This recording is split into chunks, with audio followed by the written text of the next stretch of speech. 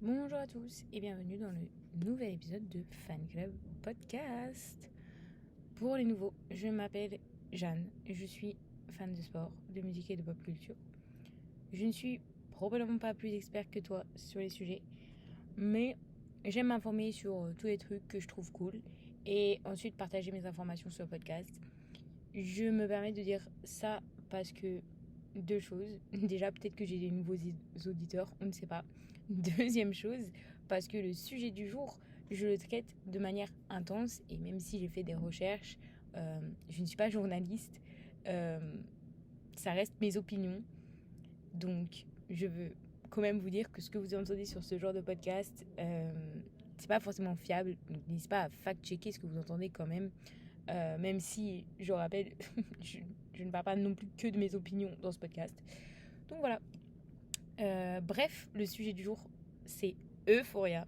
Je suis super contente de vous parler de ça parce que c'est un sujet qui est intéressant, en tout cas de mon point de vue, parce que c'est une série qui a beaucoup intrigué et fasciné le grand public, mais c'est aussi une série qui est critiquée pour des millions de choses.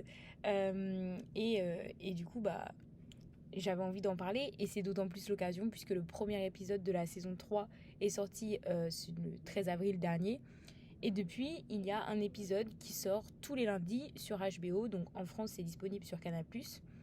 Euh, je ne sais pas si vous connaissez cette série ou pas, en tout cas pour vous la présenter assez rapidement, c'est une série qui est créée et écrite principalement par un monsieur qui s'appelle Sam Levinson.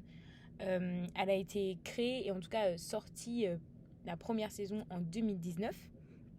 Et cette série, elle est produite par 16 producteurs exécutifs, dont Levinson, mais également Drake, par exemple, et aussi Zendaya, qui interprète le rôle principal de la série, Rue.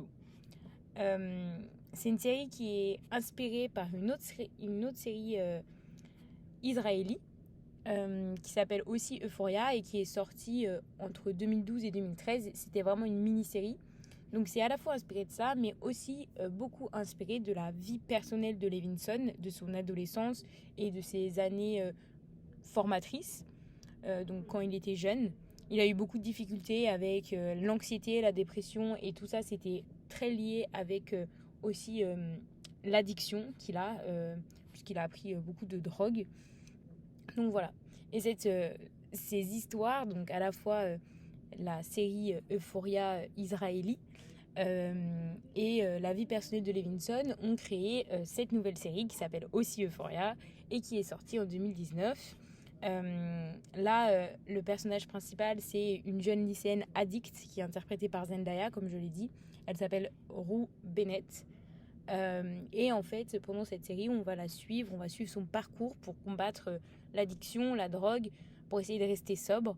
On va la voir faire de l'introspection, faire des recherches sur elle-même et dans sa quête de sens sur le monde.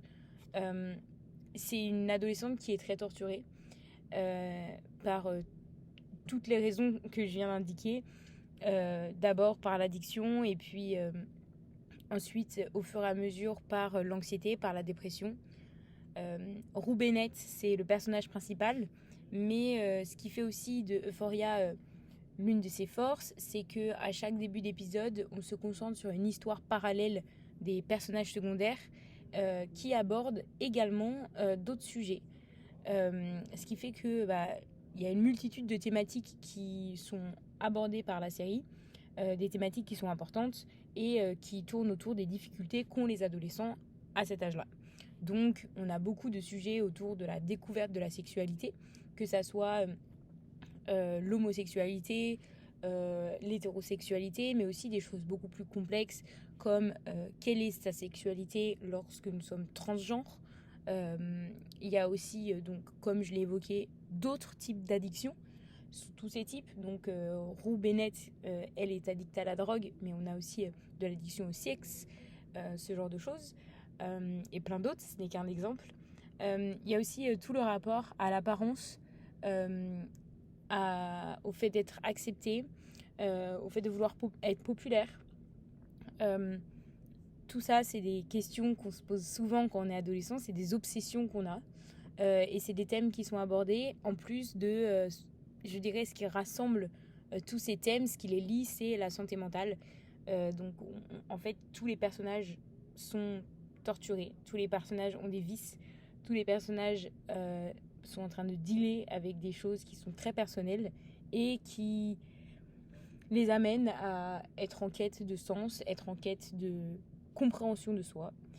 Et c'est pour ça, à mon sens, que ça a été tant apprécié. Et cette manière de donner des storylines différentes et importantes à tous les personnages secondaires a permis de dresser un panel de profils et de difficultés qui peuvent être qui peuvent être rencontrées par les adolescents, en les poussant à l'extrême d'ailleurs. Et ça permet de rendre l'histoire plus percutante parce que on s'identifie très rapidement et on s'attache à plusieurs histoires, à plusieurs personnages. Donc voilà. La saison 1 et la saison 2 se sont déroulées au lycée et donc ils sont très très jeunes. Ils ont entre 16 et 18 ans. Et puis la saison 3, il y a eu un saut dans le temps de 5 ans.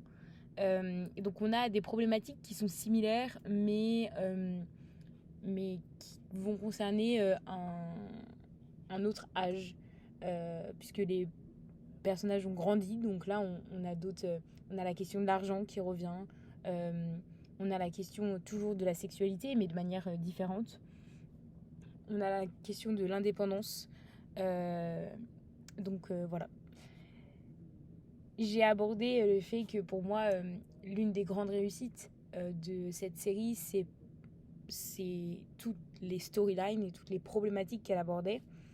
C'est une chose, mais il y a aussi d'autres points, d'autres éléments phares de la série qui ont rendu ces premières saisons fascinantes pour le public. Je dirais que le premier, c'est le casting. Sydney Sweeney, Jacob Elordi, Hunter Schafer, Zendaya, quand je cite les noms comme ça, c'est un casting 5 étoiles et c'est vrai. Mais en 2019, c'était pas un casting 5 étoiles. La plupart d'entre eux n'étaient pas connus. Il n'y avait pas d'Emmy, il n'y avait pas de grand rôle au cinéma. Il n'y avait même pas de cinéma en fait pour la plupart d'entre eux. Je pense que les 3 grands noms, c'est Zendaya qui avait effectivement eu une grosse carrière Disney de 2010 à 2018. Et en parallèle de Euphoria, elle a sorti le premier Spider-Man et The Greatest Showman. Donc c'est quand même 2 films au cinéma. Et je pense que c'est les 2 plus gros films que les jeunes acteurs avaient fait. En fait, c'était elle qui avait la plus grosse carrière. Mais encore en 2019, c'était quand même relativement petit.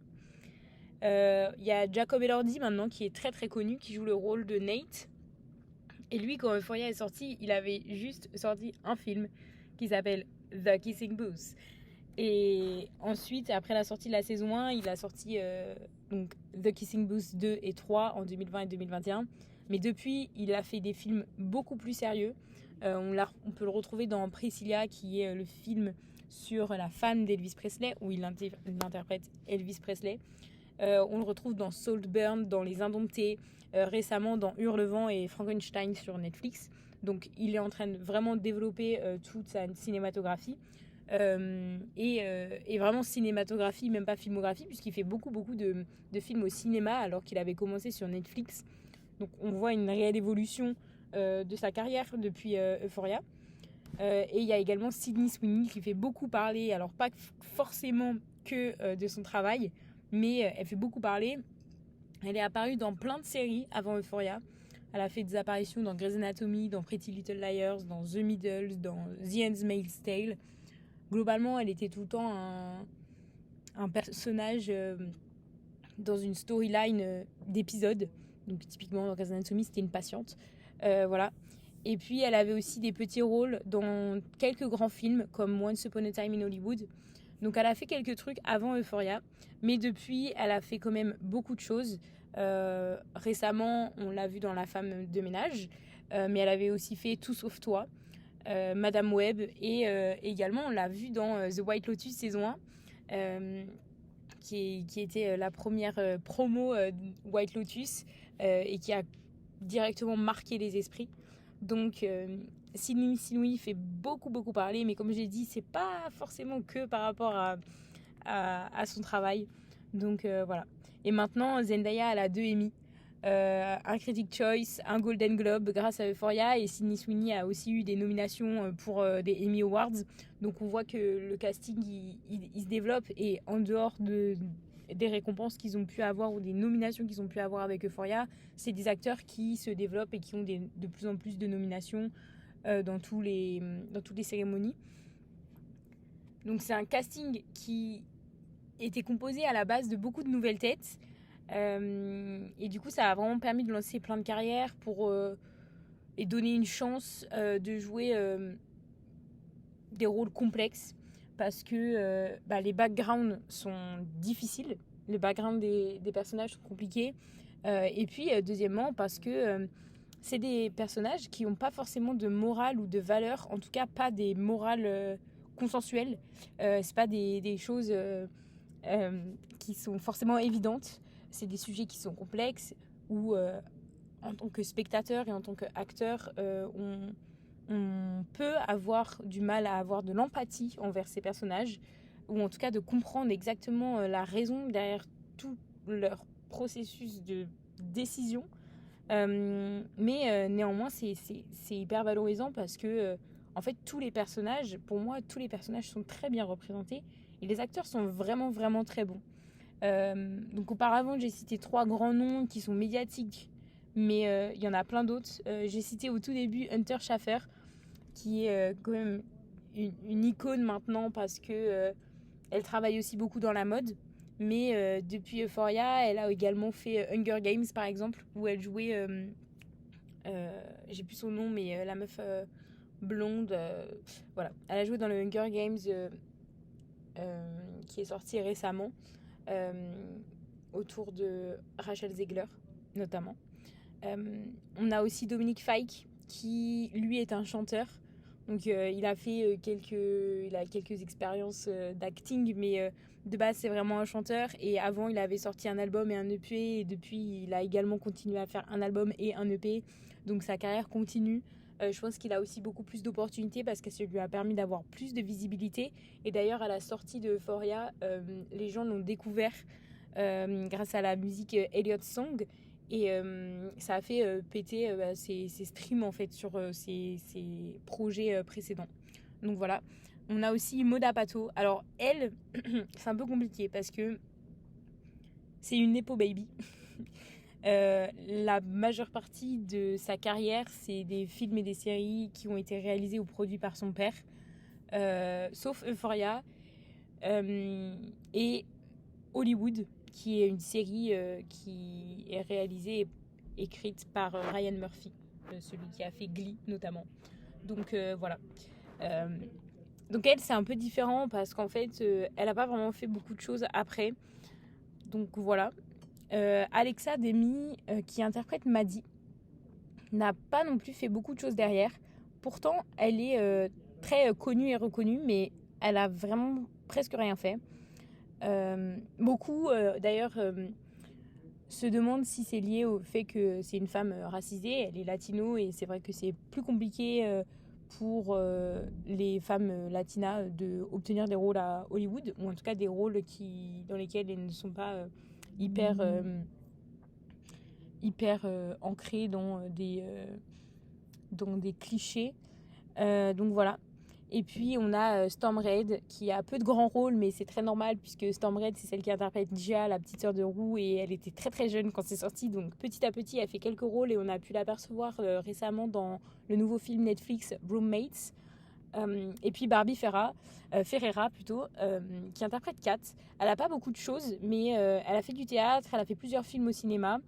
Et en fait, ce qu'il faut savoir, c'est que dans cette saison 3, on ne la retrouve pas. Elle est partie de la série, je crois, en 2022. Elle a annoncé, ou 2023 plutôt, 2023-2024, elle a annoncé que elle ne ferait pas partie de la saison 3. Et tout de suite, il y a eu des rumeurs, parce que il y aurait eu du maltraitement sur le set, sur le lieu de tournage, à cause de Sam Levinson.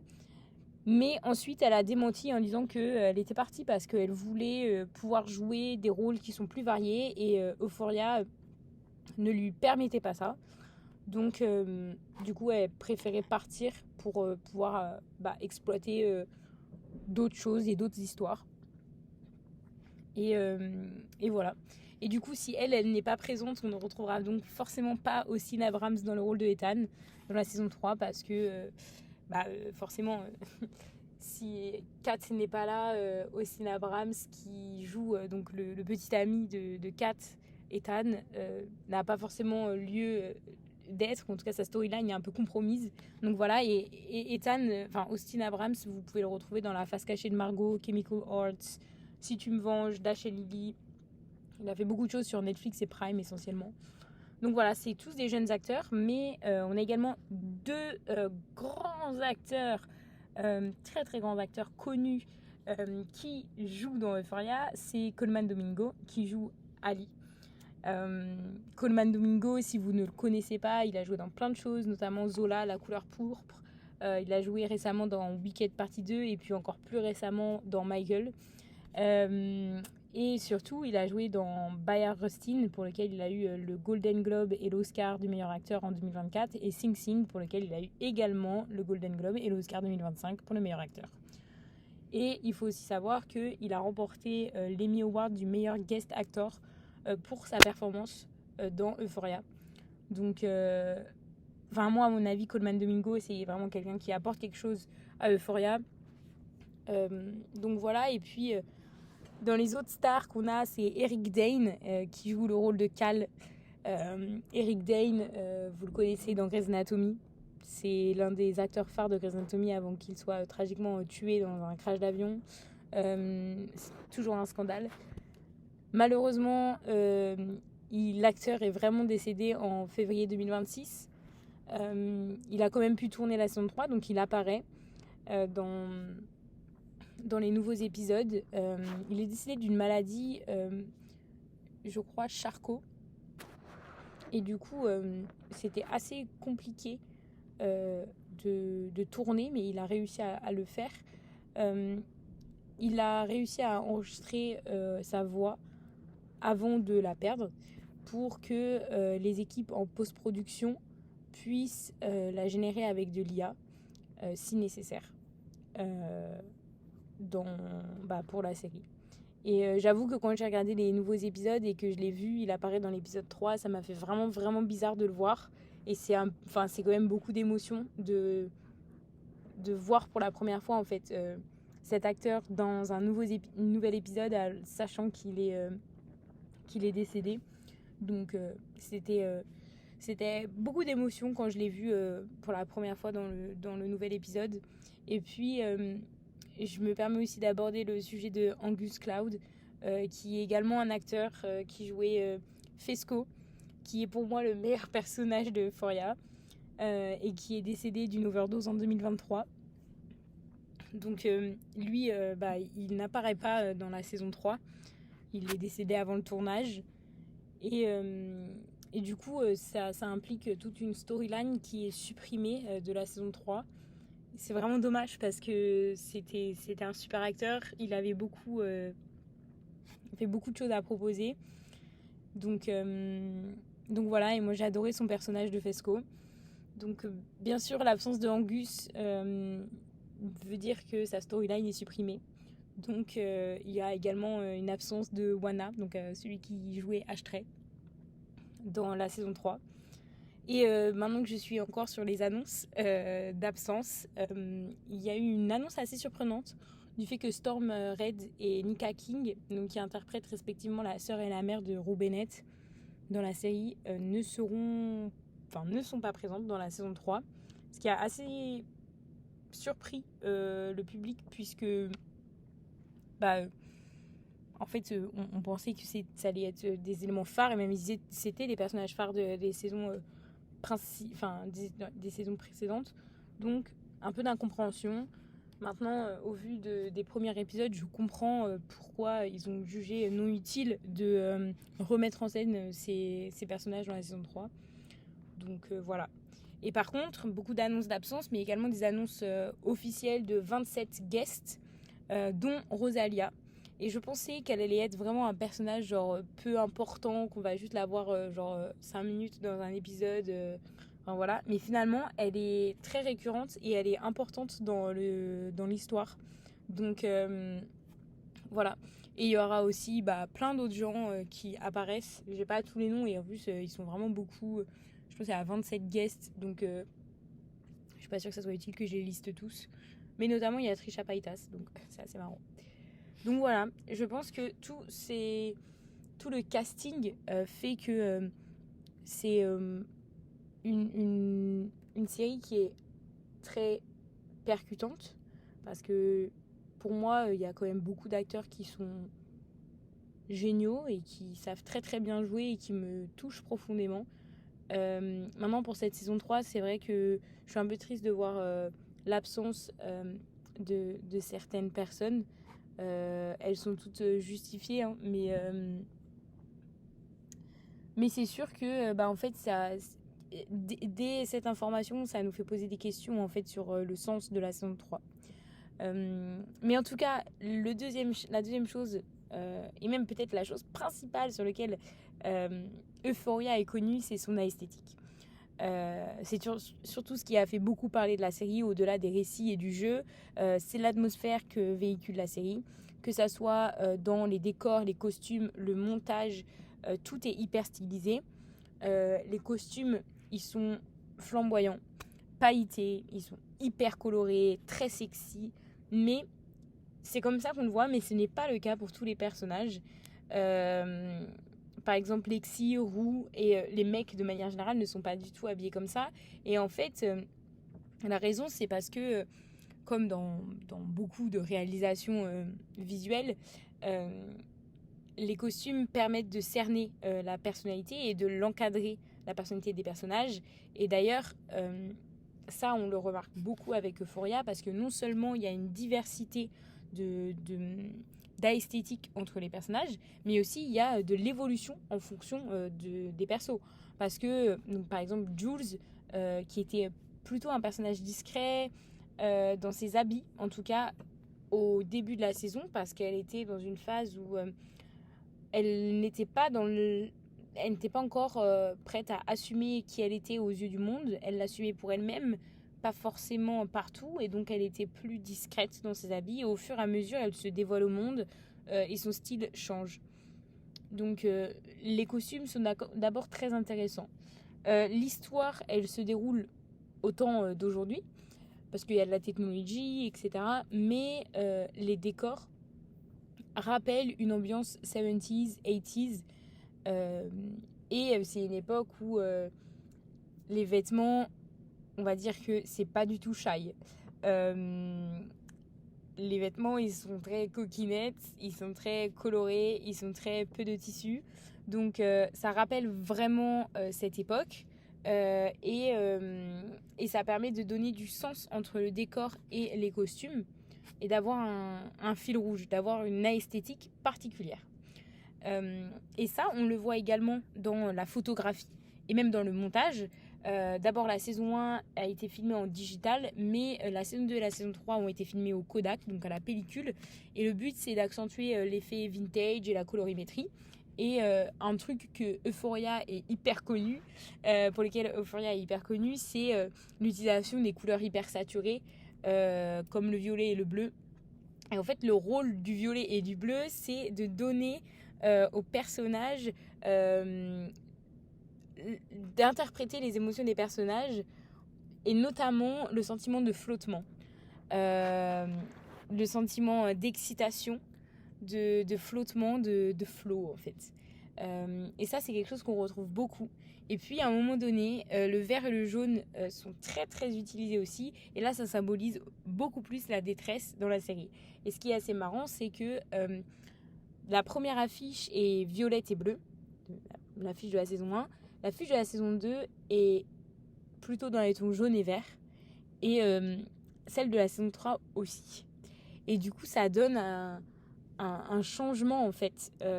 Ça donne une impression de changement de mood et d'atmosphère entre les saisons. Voilà. Et on a aussi une ambiance très dreamy parce qu'il y a beaucoup de jeux d'ombre et de lumière de manière générale avec la colorimétrie. J'ai aussi parlé du montage et du shooting en lui-même des scènes. Je trouve qu'il est fait de manière à ce qu'on soit très très proche des personnages pour ressentir l'intimité, pour montrer que les relations entre les personnages elle est intense ou parce qu'elle est peu intense. Donc tout ça on le ressent vraiment dans la manière de filmer. Et d'ailleurs il y a une longue scène dans la saison 1 qui a été shootée en une traite. Je crois qu'elle dure 3 minutes ou un truc comme ça.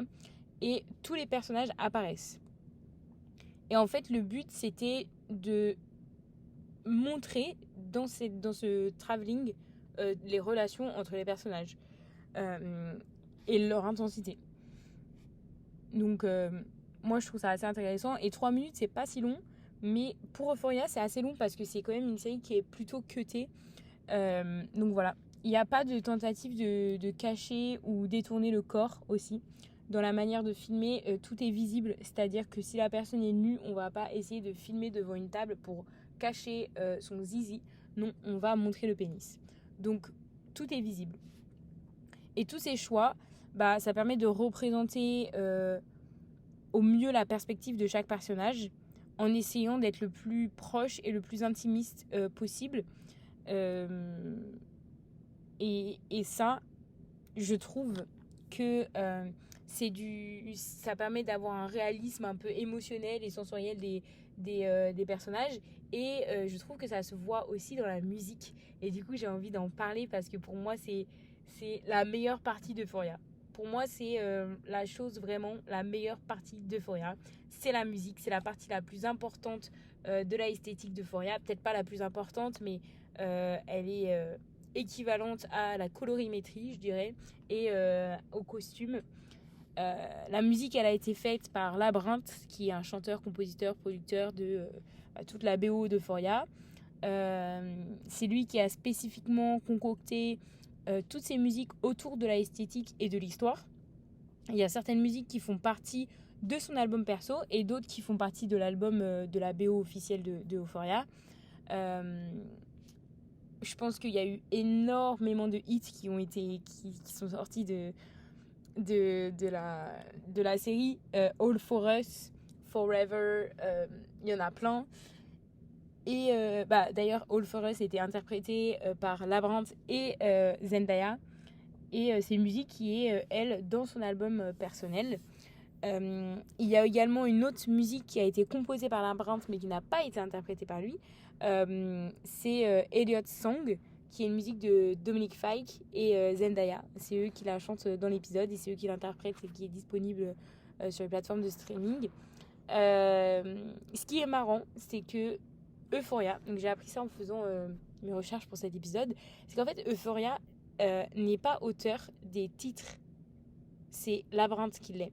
C'est-à-dire que quand vous allez sur Spotify, généralement quand vous voulez voir la BO d'un film, souvent le film va être artiste. Donc on va aller sur la fiche artiste, sur la page artiste, et puis on va voir l'album de la BO qui est référencé dans l'artiste qui est le film ou la série. Là, ce n'est pas le cas, puisque toutes les musiques, elles ont été mises sur le compte de Labrinth.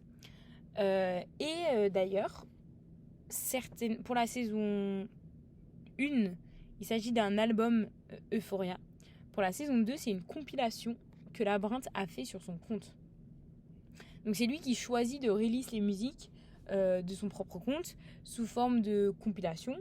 Et bon, choisi, je les mets entre gros guillemets parce que je pense que c'est même sûr que ça a fait lieu à des négociations de fous furieux pour que ça se passe comme ça. Mais je trouve que c'est assez intéressant parce qu'en fait, du coup, ça ne permet pas... Enfin, ça veut dire que si tu marques BO Euphoria, tu n'as pas tu n'es pas redirigé vers une discographie Euphoria en fait. Tu es redirigé vers la discographie de Labyrinthe, qui contient toute la discographie Euphoria, toute la BO. Mais plus pour très longtemps. Je veux juste ajouter avant de passer à autre chose que Labyrinthe n'a pas fait et écrit et composé toutes les musiques seul. Il y a aussi beaucoup de musiques qui sont déjà existantes qui ont été utilisées avec des sonorités hip-hop, trap, R&B, indie rock, expérimental. Il y a vraiment une variété énorme de musiques qui sont utilisées dans la série et parfois il y a même plus de 20 musiques différentes par épisode. Preuve que ça a une place énorme dans le ressenti, l'esthétique et dans ce réalisme sensoriel dont je parlais juste avant. Donc voilà. Mais comme j'ai dit, tout ça a changé puisque pour la saison 3, il a été décidé d'inclure une nouvelle personne, une personne supplémentaire en charge de la musique. C'est Hans Zimmer qui a rejoint et ça a été annoncé en 2025. Donc les gens étaient de manière générale assez contents, assez impressionnés que Hans Zimmer se consacre à un projet qui est un peu différent de ce qu'il a l'habitude de faire. Et ils se disent, bon, en fait, on va avoir un peu l'expertise cinéma, film de Hans et garder la esthétique et l'empreinte qui est l'empreinte forte de Labyrinthe sur Euphoria. Donc ils étaient un peu contents, mais bon, voilà. Ils se sont dit, on allait voir.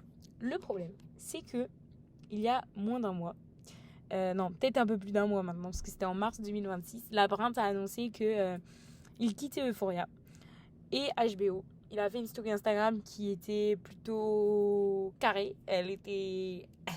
ouais, c'était salé.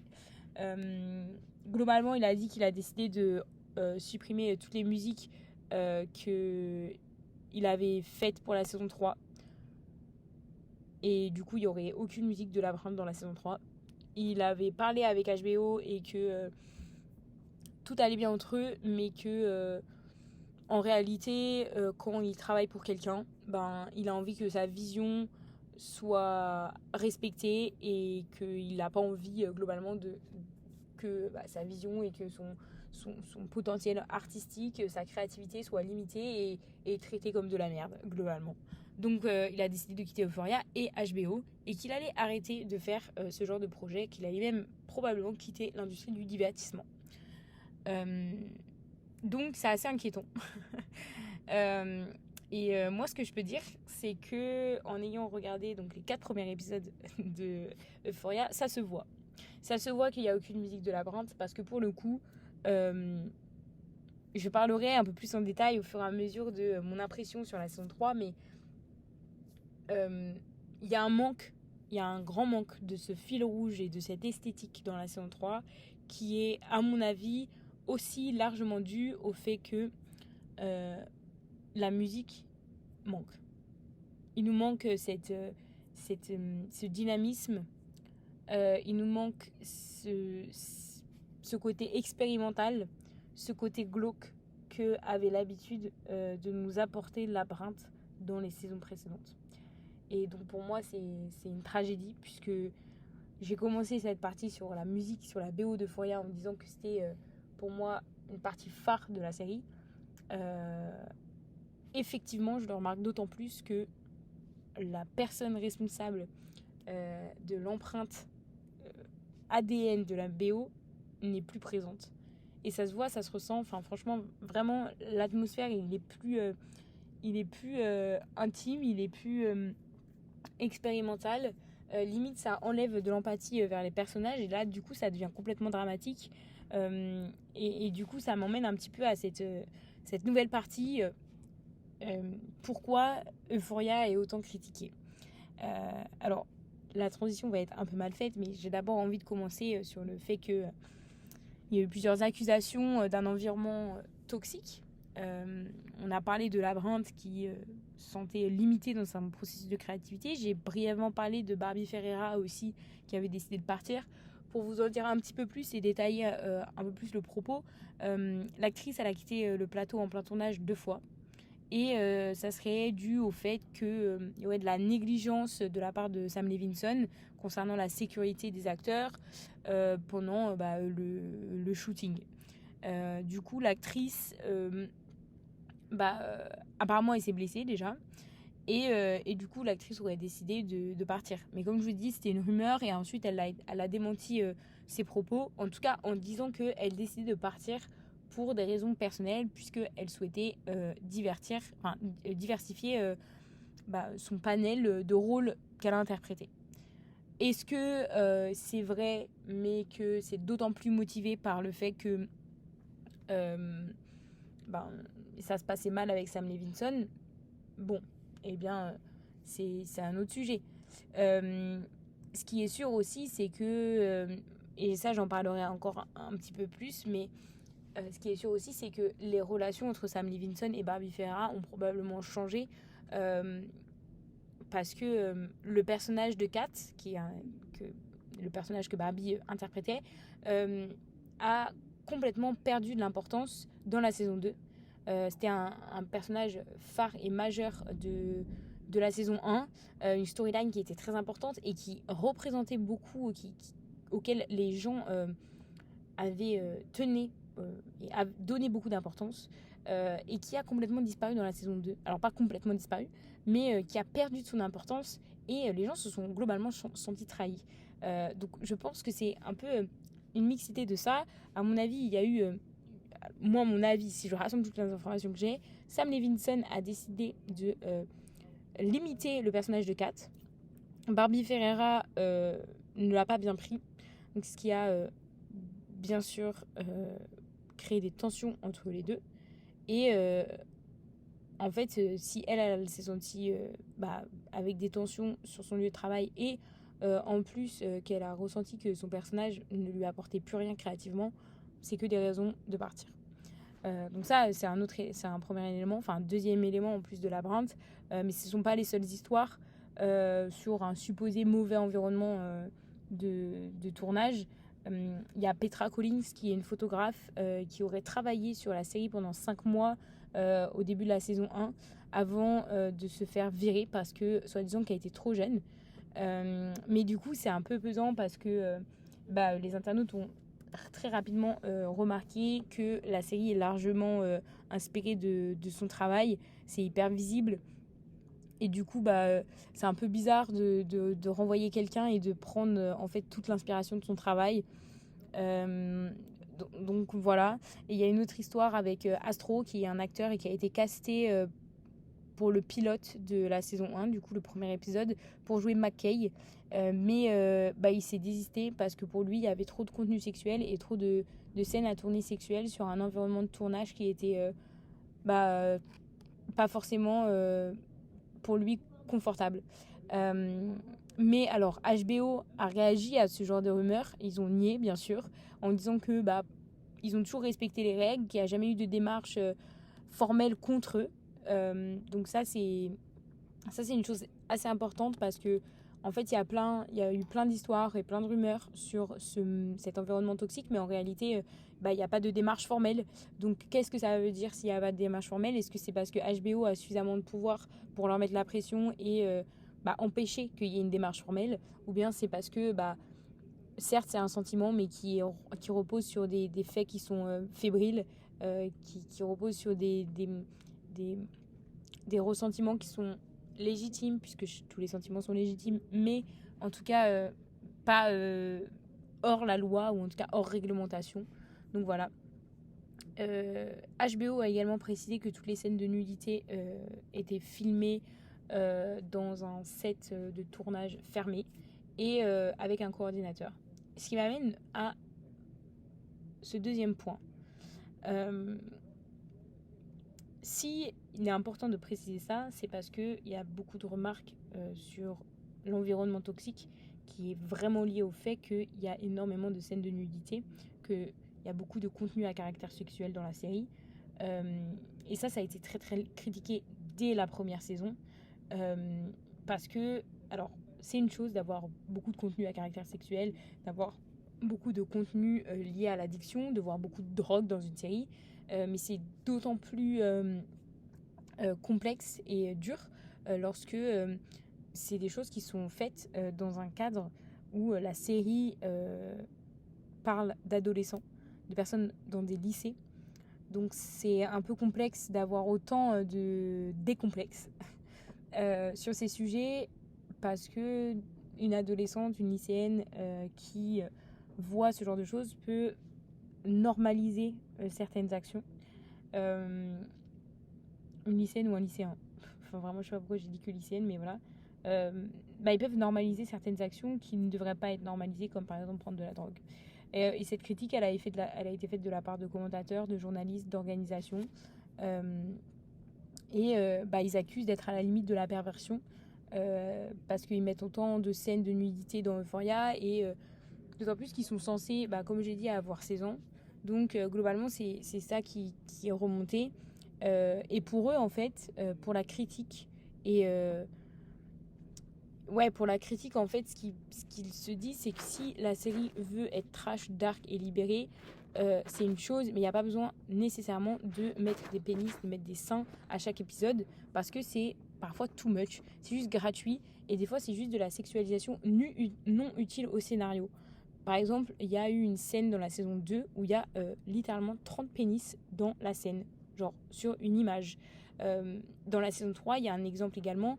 J'essaye de pas spoiler, mais il y a une scène qui est... c'est plus qu'une scène en fait, parce que c'est un événement qui se passe dans la saison 3 où Sydney Sweeney porte une robe bustier et auquel pour moi c'est non nécessaire de que ce bustier dévoile ses tétons. Genre vraiment, en fait, on voit ses tétons pendant tout l'événement, donc pendant presque tout l'épisode, et je comprends pas en fait à quel point c'est pas nécessaire en fait que de montrer ses seins. C'est pas du tout nécessaire dans la série, genre ça n'apporte rien à la storyline. Donc c'est juste de l'hypersexualisation. Et ça c'est une critique qui est faite à Sam Levinson, puisque dans le même univers que Euphoria, il a créé une série qui s'appelle The Idol, à propos d'une chanteuse, et qui est jouée par Lily Rose Depp, et également avec The Weeknd. C'est une série qui a flop, parce que justement elle a été hyper critiquée, parce que ultra sexualisée. Donc voilà. Et en fait, face à toutes ces critiques, Sam Levinson, ce qu'il répond, c'est qu'il se défend en disant que le but, c'est de choquer. Le but, c'est de créer des conversations. Effectivement, il y a des warnings qui sont mis au début de chaque épisode contre la drogue pour prévenir du contenu sexuel. D'accord. Ils mettent également en place, ils proposent également des ressources concernant les sujets de santé mentale et d'addiction. Mais pour moi, la question, c'est est-ce que juste faire ça, c'est justifié. Il y a une phrase du magazine Elle que j'ai bien aimée quand j'ai fait ma recherche. Je vais vous la lire. C'est: la façon dont Levinson traite les corps des femmes n'approfondit ni ne critique notre compréhension des multiples façons dont la société encourage l'hypersexualisation. Cela donne simplement l'impression d'un prétexte pour mettre en scène des fantasmes masculins, réduisant les femmes à des simples objets sans la moindre nuance. Et je vous avoue que si la saison 1 pour moi était cohérente et où j'ai pas forcément trouvé qu'il y avait de l'hypersexualisation, dans la saison 2 c'est d'autant plus le cas, et dans la saison 3 c'est pour moi aussi d'autant plus le cas, puisque je ne vois pas pourquoi en fait il y a autant de seins et de nus, et ça n'apporte pas forcément quelque chose aux propos, et pour moi c'est assez problématique. Après je pense que mon regard aussi sur le fait que c'est de pire en pire, c'est aussi parce que quand j'ai regardé la série j'avais 18 ans, et que à 18 ans j'avais peut-être pas mon cerveau qui marchait suffisamment pour me rendre compte à quel point c'est pas normal de proposer ce genre de choses. Donc voilà, et j'arrive un petit peu au dernier point. J'ai deux derniers points. C'est que la saison 2 était tout autant appréciée par la critique sur les côtés visuels, mais il y a eu beaucoup de critiques aussi sur le tempo et les storylines de certains personnages. Certains ont dit qu'en dehors de la storyline sur Rue, Jules et Elliot, les personnages avaient peu de profondeur, alors que dans la saison 1, ce qui avait marqué, ce que j'avais dit dès le début, c'est que chacun avait sa propre histoire, et c'est ça qui faisait plaire au public, ça qui plaisait au public, et notamment ce qui s'est passé avec le personnage de Kat, dont j'ai parlé juste avant. Voilà. moi maintenant dans la saison 3, je trouve que c'est pertinent de faire un saut dans le temps, puisque la saison 3, elle se déroule 5 ans plus tard. Donc pour moi c'est pertinent puisque effectivement il y a eu beaucoup de temps qui se sont passés déjà entre la sortie de la saison 2 et la saison 3, donc reprendre là où c'est s'arrêté, ça aurait été bizarre. Mais je trouve qu'il y a une incohérence à esthétique, tant en termes de musique, en termes de colorimétrie et voire en termes de costumes. Je trouve que le scénario il est assez facile, qu'on perd encore plus de storyline intéressantes chez les personnages secondaires et qu'on se concentre seulement sur, je dirais, 2 storylines qui sont celle de Roux et celle de Cassie, ce qui est pour moi un peu dommage. Après, il n'y a que 4 épisodes, donc peut-être que toutes ces plots vont être développés au fur et à mesure. Mais pour moi, il y a quand même moins d'émotions dans les storylines.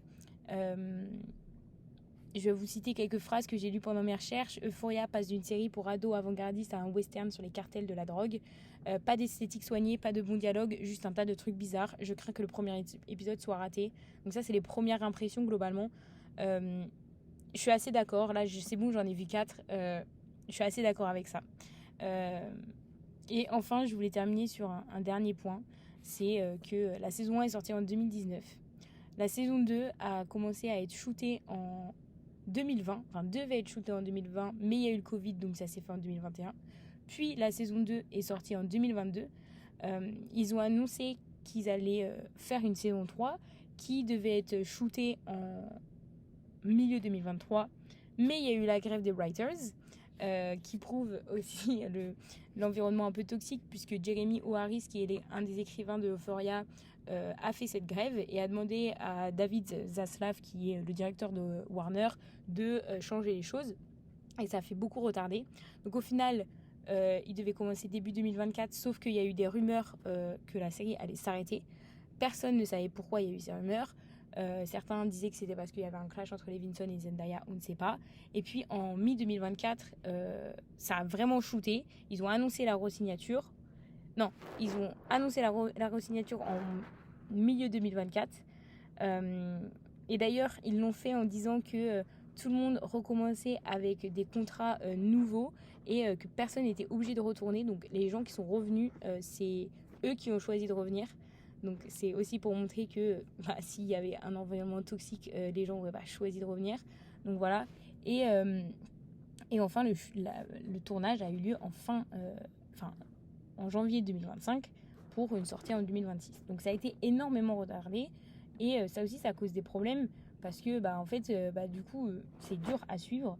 Et par ailleurs, derrière, il faut un scénario qui soit adapté. Genre, on peut pas revenir derrière. Et donc là, il nous faut revenir 5 ans après dans le scénario, sauf que c'est plus cohérent. Donc voilà, on ne sait pas s'il va y avoir d'autres saisons. En 2022, la CEO d'HBO, elle avait dit qu'il devrait y avoir plus de saisons qu'une saison 3. Mais bon, c'était il y a tellement longtemps, il s'est passé tellement de choses depuis que on ne sait pas si c'est vrai. Et en réalité, les acteurs ne le savent pas non plus. Donc, c'est assez problématique. Et c'est comme ça que je vais vous laisser. Voilà mon avis, voilà tout ce que je sais. J'espère que vous avez appris beaucoup de choses sur Euphoria. Et si vous voulez apprendre d'autres choses sur plein d'autres sujets, je vous laisse suivre le podcast sur toutes les plateformes que vous utilisez et également sur Instagram à fanclub.podcast. Bisous et à dans quelques semaines. Ciao!